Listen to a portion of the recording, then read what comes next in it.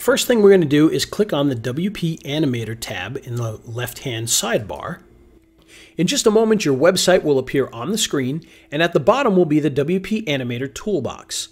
To adjust the size of the toolbox, simply grab the red box and you can move it up or down. To the left-hand side will be your animation control settings, and the right-hand side will be your project control settings, which consist of a handful of tabs. These tabs include your Animation tab, which will show all the different animated elements, your Settings tab, your Save Settings and Animations tab, your Docs, and your Close Program button. To the left-hand side, you'll also see a resolution setting, which will allow you to set it to full screen or to see what it'll look like in a mobile browser. To create our first animation, all we have to do is hit the New Animation button, and on the screen we'll be prompted to move our mouse over the website to select an element. On the left-hand side of our toolbar, we'll see our animation settings. The first thing you'll see at the top here is our animation name, and in this case I'm going to give it a name of Logo Animation so that we can animate the logo on the screen. On the right-hand side, you'll see Logo Animation listed in our animation section here, so that we can come back to this later once we have more than one animation.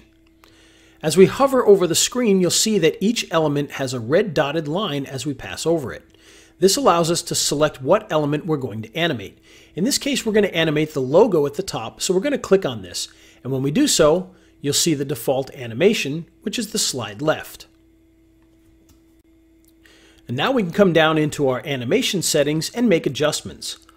The first thing we can adjust is the type of animation. Right now, as we said, it's set to slide left, but we have all sorts of different settings. Once we find an animation that we like, we can choose that one and stick with it. If we want to replay the animation, all we have to do is hit the play button, and we'll see it animate back onto the screen. And we can adjust the timing of our animation by moving the slider left or right to increase or decrease the amount of time. If we want to go higher than 4.9 seconds, all we have to do is type in a number in the box, and we'll see the animation move much more slowly.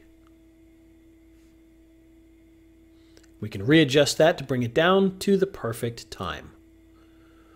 Once we're happy with that, we can move over to delay. This allows us to choose when the animation happens once the page is loaded. If it's set at 0, the animation will happen immediately upon page load.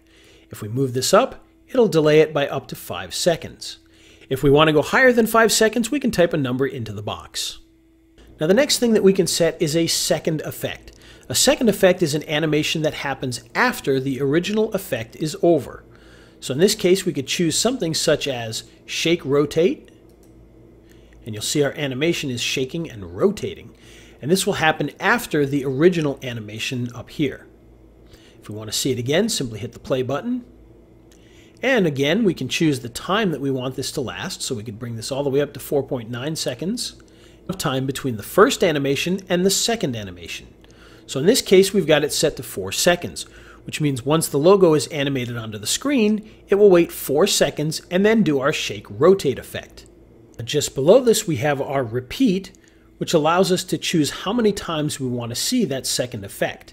In this case, if I bring it up to 20 and I set a delay of 5 seconds, then we'll see our Shake Rotate animation happen 20 times with 5 seconds in between each one of the animations.